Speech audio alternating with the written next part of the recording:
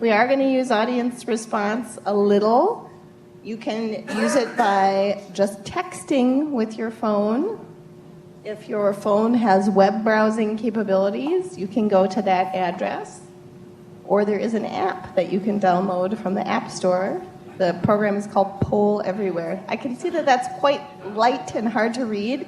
pollev.com/UMNPEDS. It'll have the instructions on the slide when we get there, but while we're getting ready, if you need an activity, you can prepare to audience respond.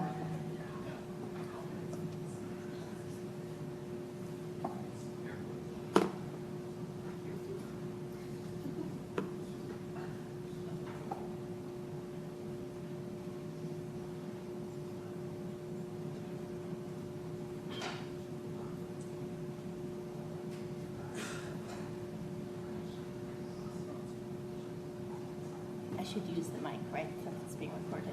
You have to use the mic because if people are connected. Yep.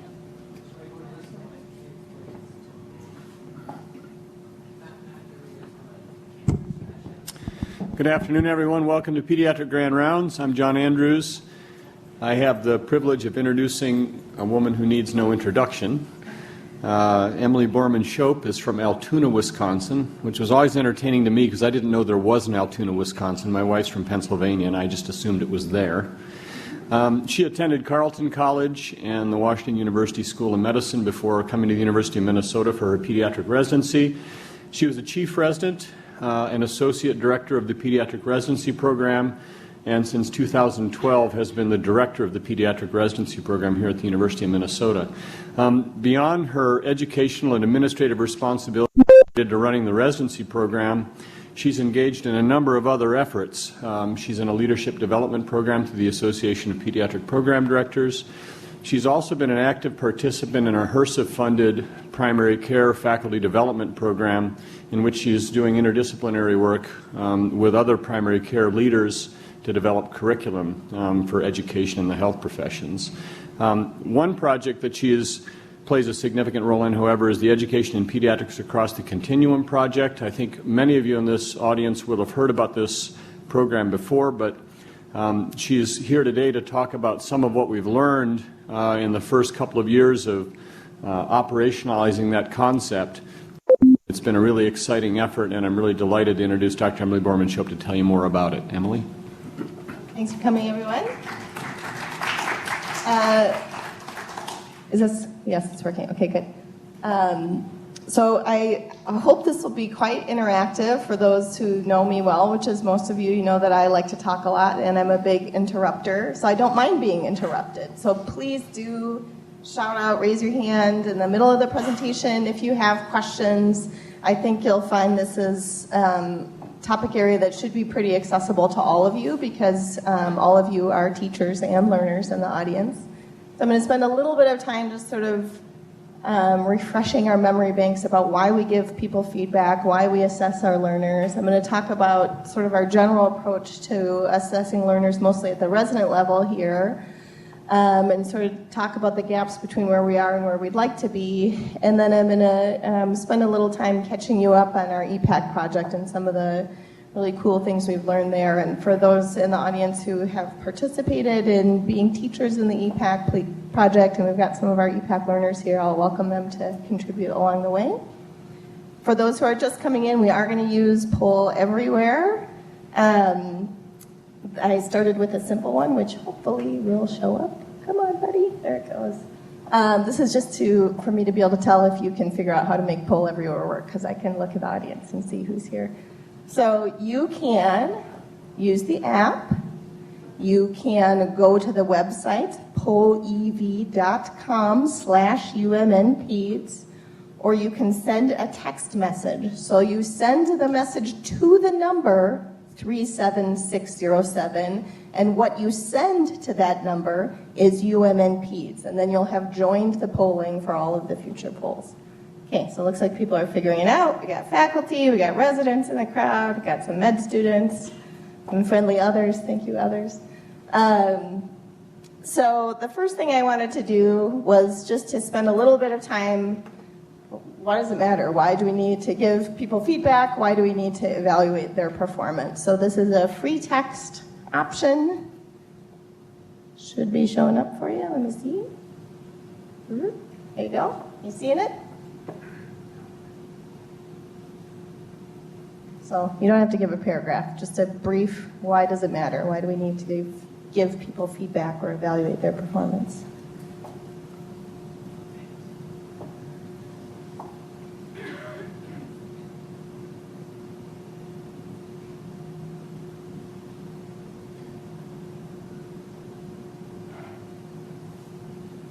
Very nice. I like that one. Practice doesn't make perfect. Practice plus feedback makes perfect.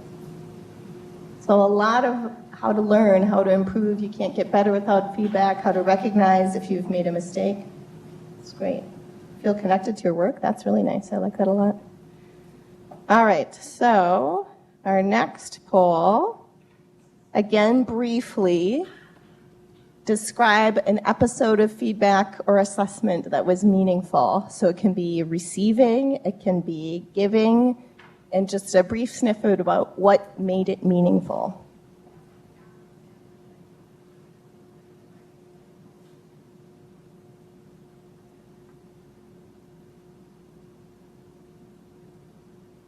Immediate, short, actionable, details, timeliness,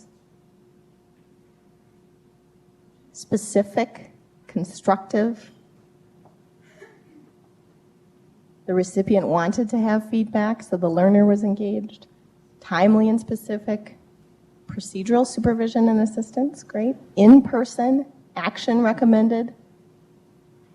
A resident told someone about their teaching style and how to improve it. Lots of feedback about, or ideas about the immediacy and the actionability. Positive intent, respectful, direct.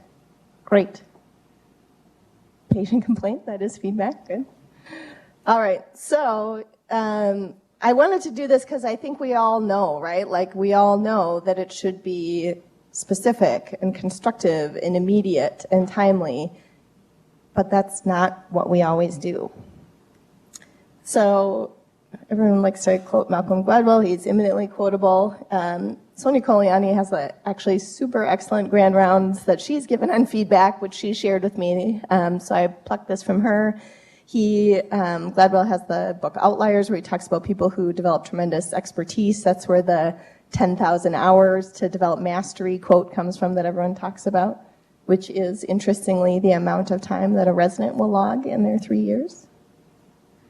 So I'm not going to get into the weeds of defining feedback and assessment and evaluation, but just kind of wanted to set the stage that I've really been thinking a lot about how all these things really get at the same thing. That what we're really trying to do with our learners and with each other is to help people improve their performance. So rather than giving somebody a grade or giving them a rating, we want to help them get better. We want to help them learn. That's what you guys already said was the reason that we want to give feedback. Unfortunately, a lot of what we do right now is give somebody a grade, give them an honors or an excellent or a satisfactory at the end of a clinical rotation. Or on our old evaluation forms, there was a lot of 1 to 5 Likert scales, and you'd say, well, I'm a 4.1. What does that even mean? How do I know if that's good or if that's bad? So there's been a lot of work done by the ACGME and other groups to think about how do we describe what it looks like to do our job as physicians well. And I'm going to get into this a little bit later. This is a small screenshot of what are called the Pediatric Milestones, which I hope is a concept that's familiar to most of you. But if it isn't, we'll talk about it a little bit later. But the concept of the milestones is that instead of being a 4 or a 3, there's a description of a level of performance, and there's a description of what it looks like to get better in a skill over time. So now we're just going to have a little bit of fun and watch a video of someone receiving feedback. It's not in our line of work, but I think you could reflect on what you said was important features of feedback. And I'm going to ask you to rate at the end who you think got the most helpful feedback. All right, Bruno. Hope, what's life without hope? I tell you, and you've got a bright future in front of you, I can say, because you've got a great drive, great attack, you have musicality, now you have to learn control. Because all of these attacks sometimes puts you off balance. When you do your arms, because of your strength and because of your intensity, you tend to tense it. So when you do this long lyrical line, you go a little bit like that. You look like you're punching me in the face. But it's all things, again, that you will learn because all the attributes are there. All right, Carrie Ann. Oh, you. Okay, what was really impressive was the body contact and the hold, because that is not easy to do, especially when you're an independent woman and you're strong and you're used to being on your own, doing your own thing. No, it's hard to be that connected to somebody. You guys were connected like glue, and that was wonderful. I think the one thing, and as Bruno pointed this out, is just be aware of muscling a little. It's a natural tendency for you to muscle things, but just try to let it go because it's all there. You've got a great, your lines are really gorgeous. All right, and Len. Well, we had good hold, good posture, lovely movement, rotation was all there. Listen, I don't want to sound like a broken record. You just got to get a little bit more fluidity and a little bit more softness and a little bit more feminine in your movement. Nicely done. Let's see what our judges have to say. Carrie Ann, we'll start with you. Somehow, you reminded me of like the offspring of Donny Osmond and Jerry Springer. It was very bizarre, but you know what you dance with your mouth more than you dance with your body. It was like, ha, ha, ooh, ooh, ha. I could tell it just felt like very sexy to you. But, maybe, but. All right. But, I'm Okay. going to leave it there. But we need to work a little more. David, it's never too early to panic.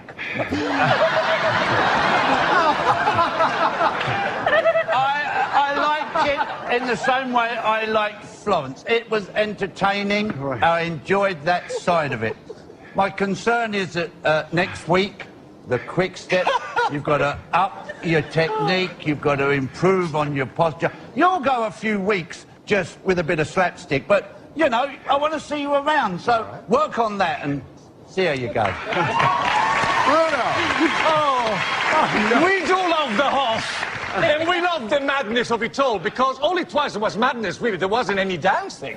I mean, there was no timing whatsoever. I love all the Liberace sparkles, a bit of Prezi, a bit of Dean. It was like a potpourri of insanity disguised as dance.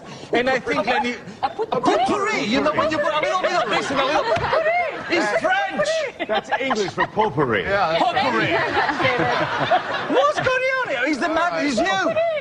No, but Lenny is right. I think, you know, focus a little bit more on next week. We'd love to have you back.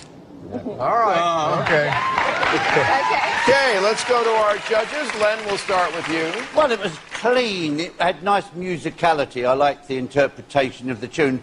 The problem with it was a bit cold. There was no chemistry between you. It was just well, it's the truth. I can't help it if it's the truth.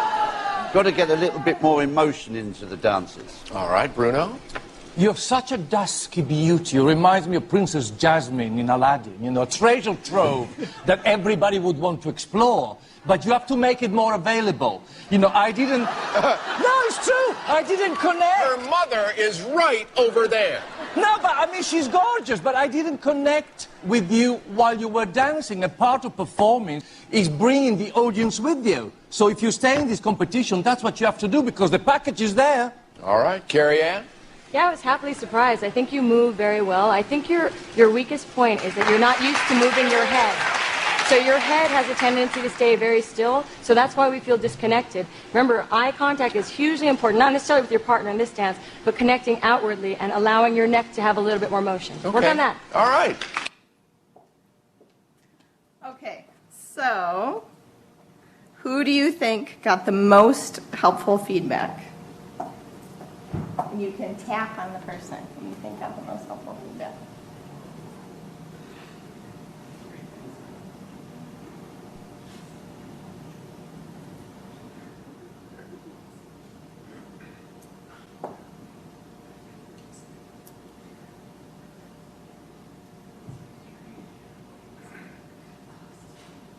Poor Hasselhoff, right? I mean, he just tried so hard. So is anybody willing to share why? I actually don't know who the dancer on the left is, so if you know who that is, you can enlighten me. was an athlete. Soccer. Yeah, see, good. I think it was clips from different seasons of Dancing with the Stars. I borrowed this from a faculty development. So why is it basically everyone saying that her feedback was the most helpful? Yeah. Go ahead. Yes, you, Amy. Oh, okay. Well, it was specific. So they were giving her very specific. This is what you were doing that I didn't like. This is exactly what I would like to see. So they said, your arm went out very hard, and I'd like to see it more soft. And then they even moved their arm. Right, exactly. It was very specific. They told her what the intended effect would be. They told her what she was doing now, what the difference was between the two things, and how she could get from where she is now to where she needs to be, right? I think right now, unfortunately, we give a lot of Hasselhoff type of feedback, like, but, and then we're just done. So we got to work on that. So I'm going to do a little review of sort of the language of evaluation that we've been responding to over time. So in about 2002 or 2003, the ACGME described these areas of competency, sort of the building blocks to what it takes to be a skilled physician that hadn't been articulated in that way before, although they've really become a part of the fabric of how we talk about competencies now. But we didn't really know how to use them, so we would still often say, 1 through 5 rate their patient care skills, and people would still end up saying things like, well, they're pretty good for an intern, or they're not where a senior resident should be. But they couldn't say why that was. They just felt it as a teacher as they were trying to evaluate performance. Or they would say, well, I can't evaluate this. Especially, I think, things like practice-based learning and improvement, so our ability to use the evidence to inform our practice or to learn from one case and apply that to the next case. I think that's something that's hard for us to see learners doing, and something that probably all of us need to develop our own skills.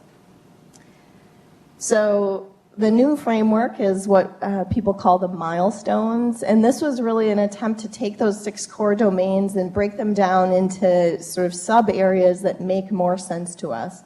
So within patient care, what are the things that you do? You gather a history and physical, you prioritize patient care tasks, you do a handoff. And then there's increasing interest in what are called entrustable professional activities, or EPAs, and I'm going to teach you guys more about what those mean in a little bit. But it's basically a thing that a physician can do, and somebody can watch you do it and say how much supervision or how much coaching you need to successfully complete that activity. So this is sort of getting at the milestones. So there are milestones for all of the specialties: pediatrics, internal med, emergency med, surgery. Each professional group wrote their own set of milestones. As you can imagine, they're quite different from one another, although there are commonalities. Poor MedPeds has 2 sets of milestones that they have to try to wade through that are very similar, but not totally the same.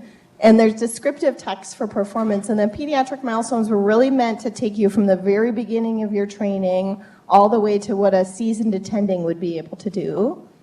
And the initial document, which is about 100 pages long, actually described 54 different milestones or sub-areas of the competencies. We aren't thinking about all of them, because there are 21 of them that were selected to report to the ACGME every 6 months. In case the residents didn't know, I'm doing that. I am. Every 6 months, I send a report to the ACGME about how you're being rated in all of these milestones. So this is what they look like, and the people who do the evaluations never see this language because it's so long. It just makes you want to take a little nap by the time you get to level 3. But it's very descriptive, so you can see that for organizing patient care tasks, somebody who's just starting out would have trouble organizing a lot of complex patient care. It might be an early third-year medical student who doesn't have a system yet, or who doesn't know how to find information quickly. And then as you build your skill set and get all the way to level 5, a lot of the level 5 is what we would call aspirational. I would wish to be level 5, and maybe on a good day some of us are. But the idea of this is it doesn't matter what year of training you are. It's a description of a skill set that you're building. And so an intern could be a 4, a second or third year resident could be a 2. And it might depend on what rotation you're on and what the demands on your performance are. So we weren't gathering information when these milestones were rolling out that would allow us to make any kind of informed decision about where we would rate our residents. And as this was rolling out and I knew we were going to have to report, I said, well, I better figure out what kind of information we're getting now. So in 2012, I looked in our faculty evaluations of residents. So all the stuff goes out through RMS. And what was our compliance rate? How many of them were actually coming back? Ever. 12%. It's terrible. It's in the toilet. It's bad, unacceptable. And I said, well, if we're going to really do this and report to the ACGME, we have to do something different so we get better data in to inform our decisions and, of course, to actually provide coaching to our residents to help them get better. So this is where we are now. This is on time, so sort of within about 4 weeks of completion, and that's pretty darn good, 66%. It's a huge increase from where we've been before. So how did we do that? This is what I call these people. They might not even know that this is what they're doing, but we picked one person for every rotation, and that person is the only one who gets assigned the rotation evaluation for each resident, and then their job is to talk to all of the attendings or other people that you may work with as a resident and collate the data and say, on this rotation, this is what your performance was. So we have, I don't know, 400 faculty who intersect with our residents at any given point. I knew there was no possibility that I could track down and harass 400 people, but I can probably harass 20 people and teach 20 people something, and then they can teach 20 people something. So that has helped a lot. The other thing we did is that we said we're not going to ask any rotation to evaluate all 21 milestones. That's way too much work, so we try to look at each rotation and say who can evaluate what. That's had its pros and cons, which I won't go into. And how do we know if what we're doing is working? So one of the ways that we can tell if residents are satisfied with the way that they're getting feedback is there's actually a question on the ECGME resident survey. This is an anonymous survey. I don't get to see who fills out what. I don't actually even know what the question is. I know that the topic is, are you satisfied with feedback after assignments? And then on the y-axis, there is % compliant. So it's a 1 through 5 scale, and I believe they consider a 4 or a 5 compliant. So you can see that we were, again, kind of really much lower than we would wish to be as we were starting out with milestones, but we've made some really nice improvements, and I think that's because of the work of our core evaluators who are being really thoughtful with collating the information.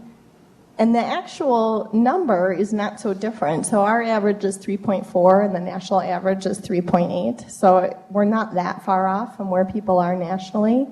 But I think there's a ton of room for improvement. And I think that's what I want to move on to now is the ideas that I've gotten from the approach we've taken with our EPAC students. And just one last thing before I move on to that. After we get the ECGME survey, I send a really detailed survey out to the residents asking them more specifics about their experience at all of our different sites. So last year, for residents who worked here, when they were working here at the university, they're actually pretty satisfied. Now, I did use the word sufficient, sort of a bottom threshold, but I would say that's pretty good, actually. We've got about 65% either agreeing or strongly agreeing. But we've got a solid third who are in the neutral or disagree camp. But it gives us something to follow over time to see if we make a change, does it make things better? A little bit about EPAs. Like I talked about, they're a thing you can do. And somebody says, how much help do they need? So if you're doing care of the well newborn, the first time a medical student who's a second year comes to shadow you, you let them come with you and watch you do an exam on a newborn because they've never done it before.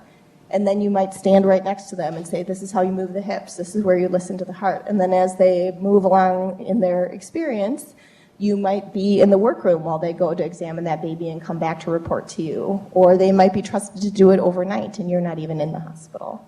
So this is sort of like a thing you can do, but then the question is, why can you do it? So a non-medical example, hopefully someday I hope that my children would be able to make their own dinner. So I'll be able to call up and say, hey, Oscar, make us spaghetti for dinner tonight. And I'll say I'm trusting him with indirect supervision to make spaghetti. So he can either do it or he can't do it. I know that he can or can't. But why can he do it or not do it? That's where the milestones come in. Those are the discrete behaviors that inform his ability to do that. So that might mean that he knows how to look in the pantry and see if we have noodles. He knows how to go to the store and buy things if we're missing something. He knows how to boil the noodles. He knows how to cook the meatballs. Ideally, he would know how to do the dishes. So EPAs and milestones work together. It's a thing you can do, and how much help do you need? And then what are the components that inform that? So the problem is that what we do right now is we sort of send learners out into an experience, and we say, okay, well, we'll check on you in 4 weeks. We'll see if you made spaghetti 4 weeks ago, and we'll try to remember if it turned out okay or not. But what you might find is, oh, your leaves are really kind of wilty, and I wish I had watered you, and you've only got 2 puny little green tomatoes, and I don't really know why you are the way you are, but I hope somebody waters you next rotation when you go forward, because you're not where I expected you to be. Or you might check on somebody and say, wow, this is so great. We've got like 30 red tomatoes, and your leaves look great. I'm not sure why that is, but good job. Read more. See you next rotation. But if you want to do something that's really incredible and really push your learners to the next level, you've got to check on them more often than that. At the end of every 4 weeks isn't enough. This is at Epcot. If you Google like awesome tomato plant, this is what you get. It's a tomato tree. It's real, apparently. So this is what we knew we wanted to strive for with the EPAC program, is to check on our learners really frequently and really push them to the peak of what they could do with their performance. So EPAC you've heard about, but again, the idea of EPAC is to move learners from medical school, UME, undergraduate medical education, to residency and on to practice based on their competency, their ability to do things at a certain level, not based on time spent. This is very different than how we do it right now. So as we've been exploring this, we've gotten into this concept that I think might be a Minnesota time, but I'm not sure, which is called butt time. So butt time is you sit around on a rotation. You should try to get Homer Simpson's butt in every slide that you every presentation. So butt time is I do internal med rotation for 8 weeks. I do psych for 4 weeks. I do OB for 4 weeks. I do neurology for 4 weeks. At the end of my medical school, I've spent enough time, I move on to the next phase. Then I do residency, where I do 4 weeks of red team, 4 weeks of blue team, 4 weeks of NICU. And hopefully, if you put your butt in a chair and soak up some knowledge while you're there, your competency will improve, and even though the time is fixed, you'll get where you need to go. But with EPAC, we're trying to do something different. So our EPAC students apply to participate in this project in their 2nd year of medical school. They commit to doing a different clinical training program. So their 3rd year and beyond of medical school is totally different than all the other students, and they get to move on to the residency level when they are ready. So this was a big project, and I wanted to sort of use a framework of planting a big new crop to kind of think about how we plan the EPAC project. So the first thing you need to do when you're planting a new crop is to pick out what seeds you're going to plant. Some people might call this mission and vision, but really think about what you're trying to get. And I think a lot of times with education, we plant our seeds and we plant watermelons. But what we're really hoping is that pumpkins will grow. And so we plant them and we water, and we go out in October to pluck a nice orange pumpkin to make our jack-o'-lantern. We say, shoot, watermelons grew. Well, it's because we kept doing the same thing we've always done. So if you want to get something different, you got to actually start and say, where do we want to be?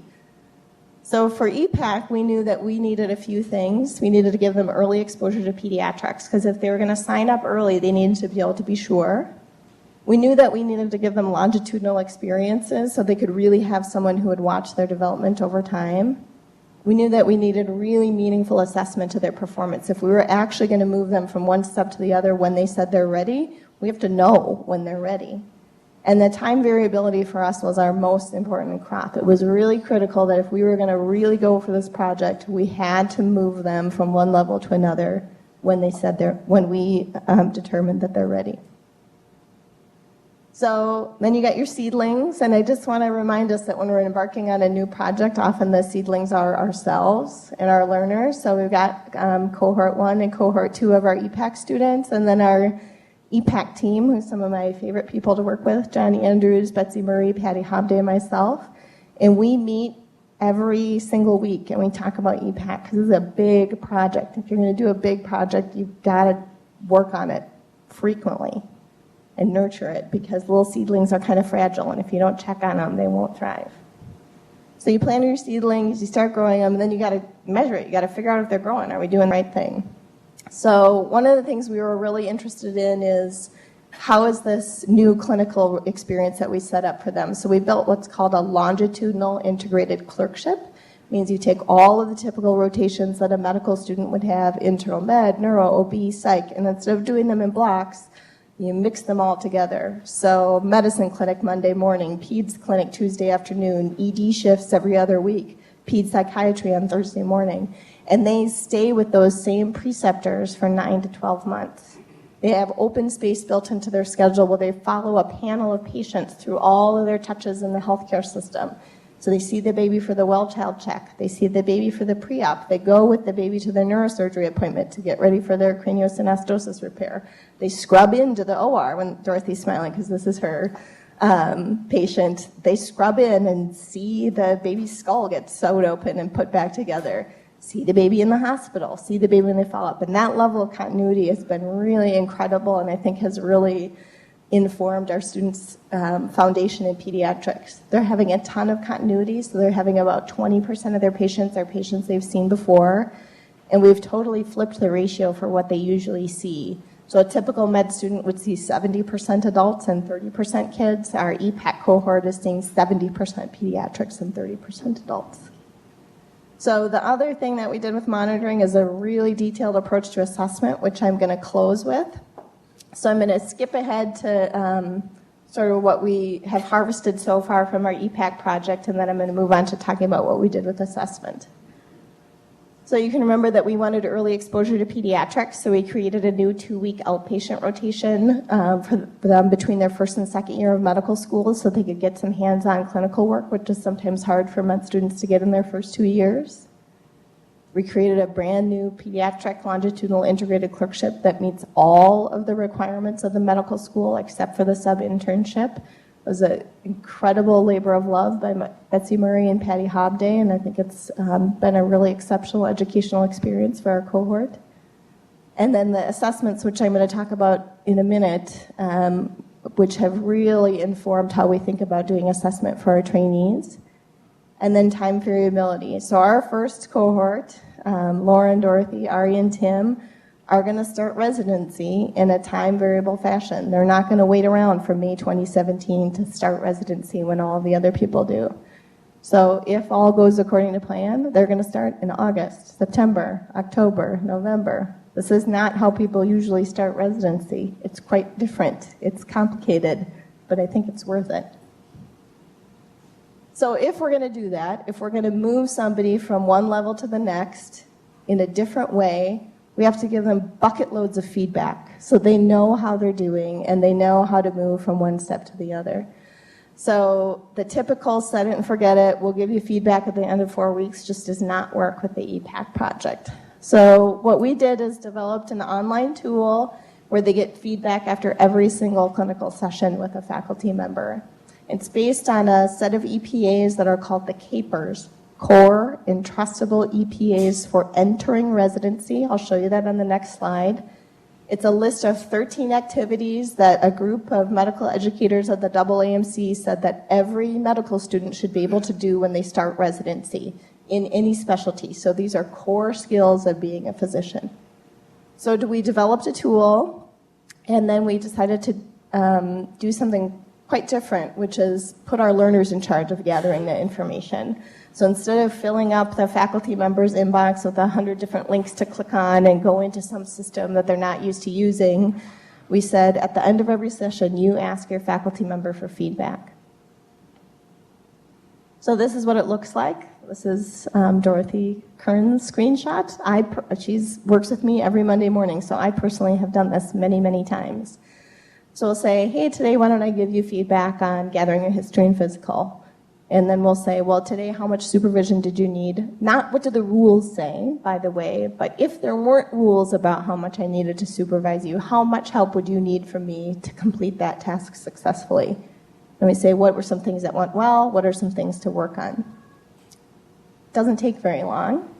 And what they can see over time is where they've gathered information. So Patty meets with them every Friday when they don't have other educational activities.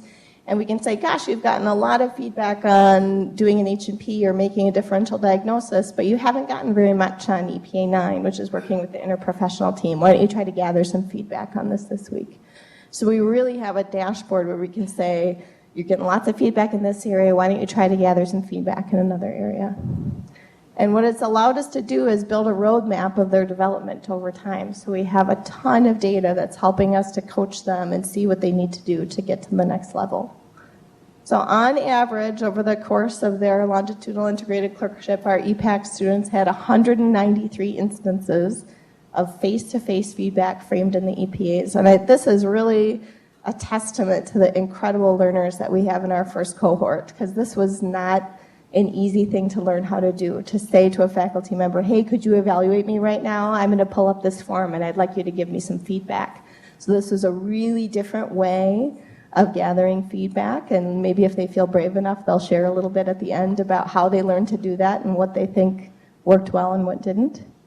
So that's an average of about 5 episodes of face-to-face feedback per week, and it honestly takes about 3 to 4 minutes. So it's about 15 minutes a week, and it ends up really allowing us, we get all these little points of data about their performance over time, and it allows us to paint this really complete picture of their performance. So that's not what you thought I was going to put up, is it? So I think we really have gotten excited about this approach of doing little short snippets of data to inform the larger picture of a learner's performance. So we've done one big project, and you'll see the step that I think comes next after your first harvest is you got to prepare to plant again. What's our next crop going to be? And I think as I looked at the richness of data that we were able to gather from the assessments that we're doing with the EPAC students, it was clear to me that if this were a clinical trial and we were comparing what they have to what other people have, we would have to stop because it's so much better than what the other learners are getting right now. So it's giving me big ideas, and I hope we can use some of the time at the end here to talk about it, because I think we have to totally change the way we're doing it at the residency level as well. And I'm hoping that our EPAC cohort will help us blaze the way. But I think this learner ownership of their development and gathering information about their performance was so eye-opening for me, and I really think that's where we need to go. That's all I have. We have plenty. Yes, Gail's in the back. So, I apologize. I missed the very beginning, sure. But I think that one of the things that I didn't hear is about how the education and the teaching needs to change.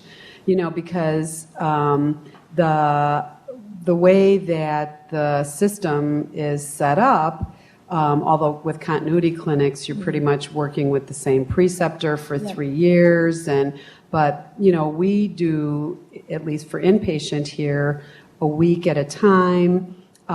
People work with different clinicians, and I think it's actually good when learners actually get to work with different people because you get different opinions. I mean, quite frankly, a million years ago when I came here as a resident, it was very purposefully because I was going to be working at St. Paul Children's, Minneapolis, Hennepin, the university, and then Ramsey.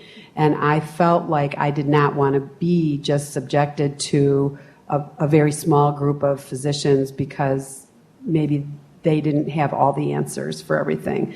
So I think the question is how, I think the assessment and evaluation situation looks really awesome, but I think that you need to really think about how is this going to translate into the education piece. So that'll be next year's Grand Rounds because I have big ideas there, but I only have an hour. But I do think that one of the things that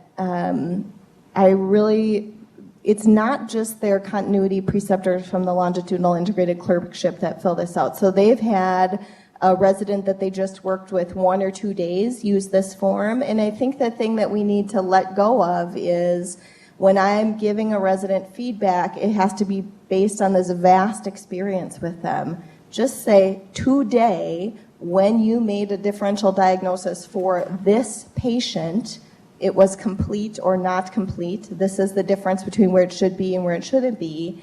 And on the back end, that's my job, that's the resident's job, to look at all these different little pieces of data and say, gosh, when you get it from all these different streams, here's where you seem to settle out. Because I think that's a real barrier for us right now. The amount of continuity that teachers and residents have together is very limited. 3 or 4 days together, if you're lucky, that would be a high level of continuity.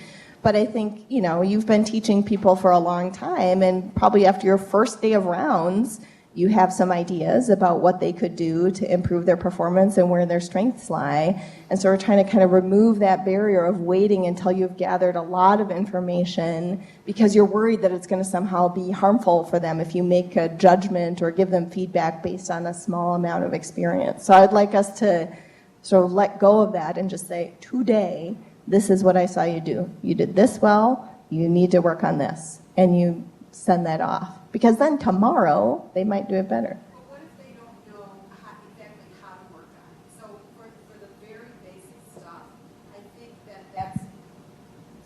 For the very basic stuff, I think that's okay, right? How do you take a history? How do you listen to lungs? How do you look in ears and stuff like that? When you're getting, and I actually, without falling asleep, did read all 5 of those things. I have read them. But so when you're talking about managing multiple patients at the same time, being able to, interface with consultants at, a certain level, and, really a lot of the very complicated things that happen, maybe who teaches the residents how to do that? I mean, if they have a good role model, like their senior resident, or there's a chief, I don't know, maybe the chief residents do this, or the staff, but so again, I think the basic things, yes, I think what you're saying is good, and I personally I've never been one to hold back. People who know me know that. But I do think that there needs to be some time to actually sit down and say, this is how you make a differential diagnosis. This is what's involved in these very complex multi-decision-making trees and stuff. So, well, I think sometimes assessment drives curriculum, right? I think if we find that on the whole, when our residents ask for feedback in these different areas, they're like, well, they told me I can't multitask, but no one ever taught me how to multitask. Then I say, well, geez, we better figure out how to teach that skill. So I think you can kind of come at it from both directions, but we kind of need to know where our gaps are. Yeah, Mike, and then Alan. Yeah, I was just kind of saying what you're saying, that this creating a culture of feedback, 1, drives curriculum, but 2, also gets you aware that you need personally, that like if you just go to a block ed and they're like, oh, Cray, this is on time management or differential, I'm glad Sarah's here because she needs that. You don't have the insight, and I hope I pointed to nobody for the record. People are trying to figure out Sarah. But you tend to say, I'm glad somebody else is there. You don't have the insight. And creating a culture of feedback, which this is partially doing, gets Sarah to have been told, I noticed that you, when you said this patient, you had one thing on your differential. I was worried that was potentially putting you into anchoring bias and creating, so all of this curriculum informs the feedback informs the curriculum. I want to just say that the thing that's so exciting for me working here, I've been here 3 years, is coming from a place that did not care to ever change things, like was very resting in the status quo. The fact that this is a program of innovation, block ed, which they started, which now everyone in the country is doing, was done here. People are willing to be uncomfortable and try new things here, and it's something I don't know if everybody knows, except for coming to Grand Rounds, how exciting that is to be part of that. So I hope you guys appreciate that, those of you inbred Minnesotan lifelong lifers here. I didn't mean to call you inbred. Alan's next, I think. So this is a great model, I think, for clinical medicine and getting people up to speed on their clinical skills. Hopefully we are training a next generation of academic pediatricians. And how do we motivate people to get academic and to stay academic using this teaching approach? Well, I think again, that's where assessment drives curriculum to some extent, because in the milestones right now, the ones that we have a terrible time getting feedback are those ones in the practice-based learning and improvement. And for those of you who do the core evaluations for the outpatient specialties, you're asked to evaluate that. And so one of them is, are they using the literature to inform their decisions? And that's what the medical knowledge one is. And I think if we take this approach of giving a resident a dashboard of gathering data, and we look at their dashboard and say, you've never asked anyone to give you feedback on whether you use the medical literature to inform your clinical decisions, why is that? Is it because you don't know how to do it? Is it because you're doing it a lot and no one ever sees you do it? Is it because it's not being role modeled? So I think the first thing is to make it transparent. Maybe that's not what you were asking. I was more asking about creating questions, creating hypotheses, testing those hypotheses, and encouraging actual contribution to the academic literature. And right, but those are some of the milestones. So you'll be able to say you're doing that or not doing that. And here's how, Mark, and then James. So I like to think we do this with every patient. And it's the dang computer age. We're sitting there talking about a patient, and Dorothy is on UpToDate, and then she's doing a literature search on PubMed, and then they're telling me that I'm interpreting the literature wrong. And I think it's great. We get a chance to really talk. All right, well, how would you study this? And I think that you can incorporate that in every patient. Well, not every, but on many of the patients you see, especially our patients that have multiple high complexity problems. And, well, does this really matter? Is this the way we should be doing it? And so it's just, what I've found from being part of this is that because you've got this, these EPA 13s, they've given you kind of a roadmap.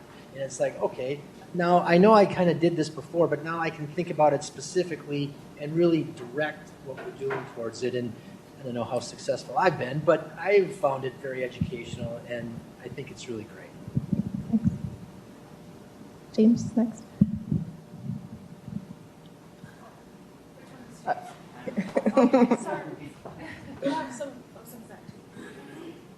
So I think Mark kind of touched on one of my questions, which is if we're moving away from the butt in the seat model, then you have to be able to trust your evaluators to provide correct and probably not have too much inter-observer differences in how people are being evaluated. So, and both from the learner side and from the evaluator side, how are you going to try and get people to really be consistent, and then how can you trust everybody to answer the questions both correctly and consistently? Well, they probably won't at first. I don't know, Dorothy, if you would be willing to share what you've done when somebody has tried to choose a rating, or if you don't want to, I can do it.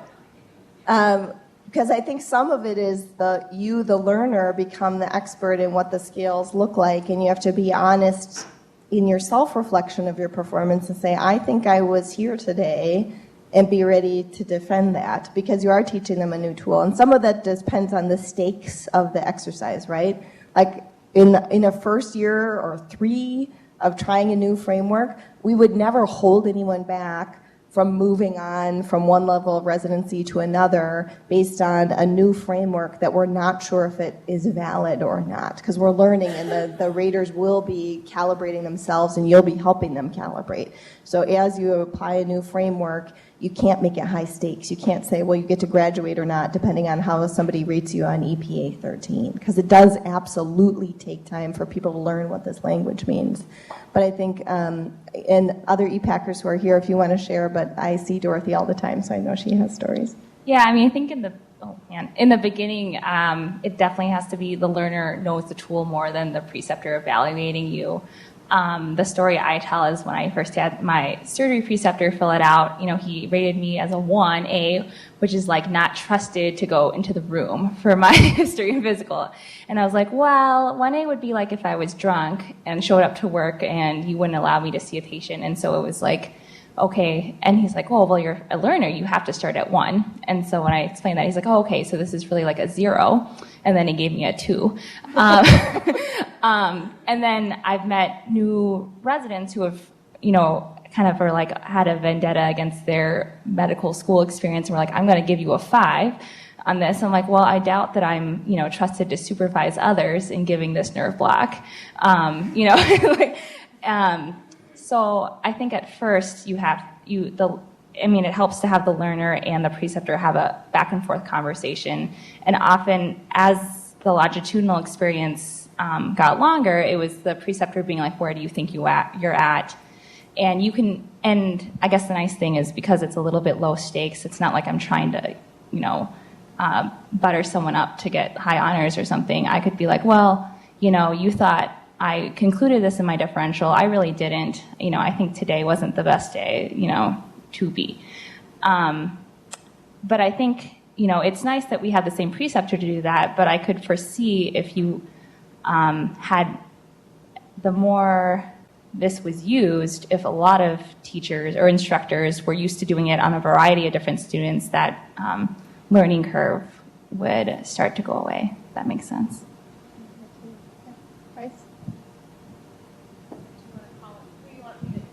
Oh, you just go to the next person, then go to Amy, then Kathy.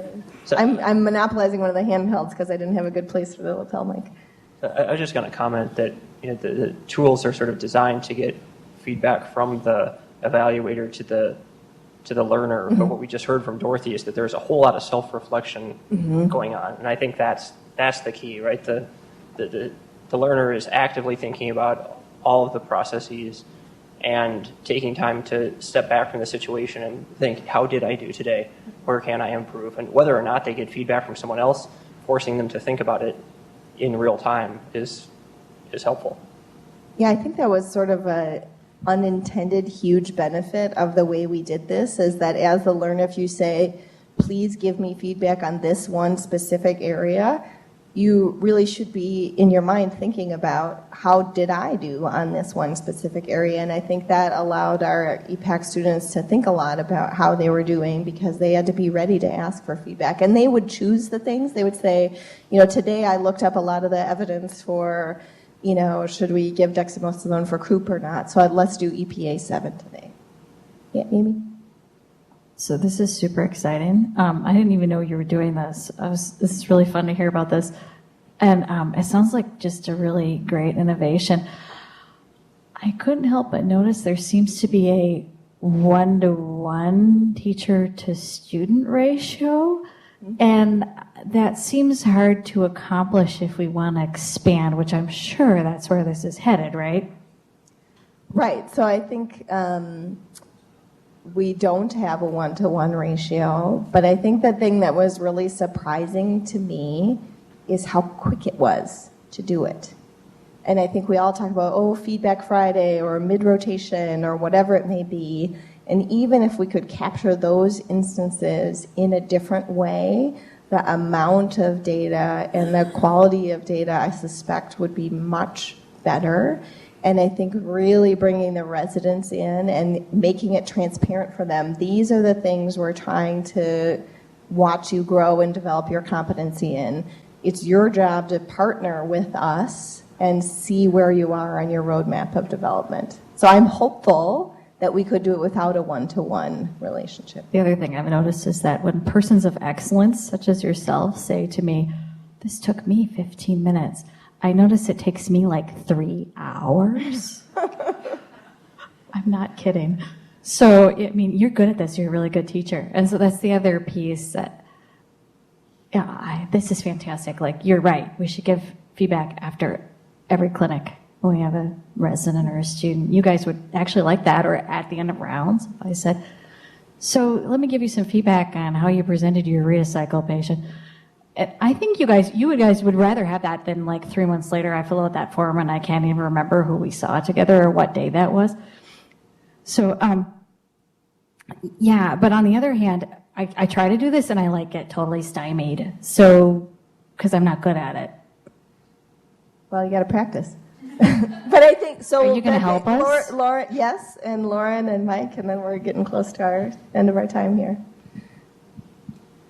Yeah, so I think as a student participating in this, that was kind of our concern too, is this just going to be information overload? How are we going to convince our preceptors to do this every single day? Is this going to be overwhelming? But I think the key is that right now we're used to feedback being like this overarching assessment of everything about this person, and we're really unpacking it, that it's like, let's pick literally one thing.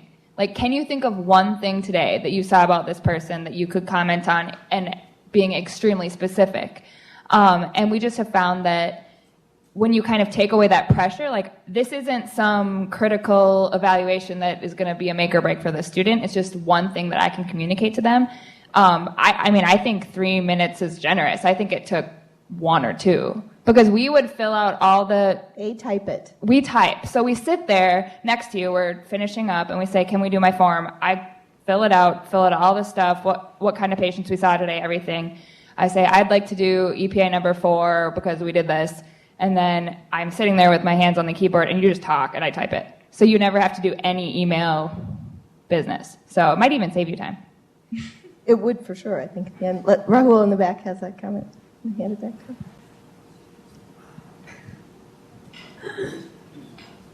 Thank you. I precept Lauren and Tim, and as a fellow in Detroit, I used to evaluate the residents, and we had a little note card with 4 points, 1, 2, 3, 4, and we used to have 40 residents, and at the end of the month, I have to evaluate the residents who worked with me. It was pain, and I don't even remember what residents did with me. So I think the curriculum that you have developed is excellent. I feel that what Lauren is saying is absolutely right. They actually fill up everything. And all I do is, as Lauren said, tell me one thing that I did that helped me. And I think that makes a lot of sense. I think it helped me become a better evaluator over the course of the year so far. So, good. There's a little sneaky thing we did there, because you're actually giving them verbal feedback, which they want desperately. So you actually tell it to them, and then you watch them type it, so you know that they heard you and they agree with what you said to them. And I think at the end of the day, it's all about education. If I tell them that, okay, Lauren, you have to really lift up the patient's clothes to actually examine the heart and lung, next time when she does that, that's a feedback for her. The next time she sees a patient with me, she doesn't do that. So I think that's a good learning right there. And I think it just builds on itself. Yeah. I do think, though, that, and I've said this actually at HCMC as well, we do a really, really good job with focusing on resident and student education, all this other stuff, and there needs to be more focus on educating the staff. I mean, I think that, to assume that physicians, even academic physicians, as Alan was talking about, are good teachers. My daughter has a master's degree in education. She went to school for a really long time, and it costs a really lot of money. But she is a really great teacher because she learned how to teach. And, we have had this thing in medicine forever, see one, do one, teach one. It was worse when I was a medical student. It's a little bit better now. But in terms of us as faculty being educated on, number one, how to educate, and, that if we have the learners saying, tell me one thing I want to, be evaluated on, this is Minnesota. Well, I don't want to really hurt their feelings. I'm not from Minnesota. I don't have that problem, but, but you get the point. But I think that really there needs to be more faculty education that is really integrated into the whole process, so that, that we're really not only active participants, but informed participants. So what Gail is referring to is what is called faculty development. That means teaching faculty things. And that is an absolute area where we need to improve. I think Tony Moran has some really great ideas that we're going to be launching here. And when Grand Rounds moves to its 7:30 time slot, we're going to be including faculty development. This is faculty development. P.S. What you just received, you faculty in the audience, you just learned about milestones and EPAs and learner-driven assessment and the importance of specific and timely feedback. I think the challenge that we face with faculty development is we've all got 1,000 things on our plate, so I really want to find ways to make the faculty development meaningful and timely. And I think what Rahul has experienced is sort of an individualized faculty development experience where he grew his skills by doing. And I think we need to find ways to have you grow your skills by doing and not have me spout off at you about different stuff. So I think I would love to hear if you have ideas about meaningful faculty development, because I think that has been a challenge in our residency program because it's huge. There's 400 people, but I think there is good energy. The group at Children's has definitely voiced interest in participating, and I think we've got some ideas about how to move forward. Yeah, Mike? Just want to build off the comments about faculty getting feedback, and part of this is us being willing to solicit feedback for ourselves and find out that we're not being effective teachers. And so I'd be curious if in these forms, if we do implement this, if there's a way to actually remind us to say, and what can I do to help you the next time we work together on this, where it invites them to say, you know what, you interrupt a lot, and I that's one I receive a lot, and it would help even if you let me struggle in with the family so that I can try to get that. And so working a way that this is not just unidirectional, that we actually intentionally are soliciting feedback for ourselves and creating that true culture. Yeah, we've Betsy Murray and Johanna Scheuer and I are cooking up a little pilot project that we're going to try in the NICU that is a similar approach to this. Lots of little granular bits of feedback to faculty that are milestones based, because the faculty, you guys are suffering the same problem. You get a little packet once a year, if you're lucky, about the feedback that residents have about their experience of working with you, and that's not where it should be either. I think we're starting the conversation. All right, we better wrap up. It's 1:15. Sorry, Ron.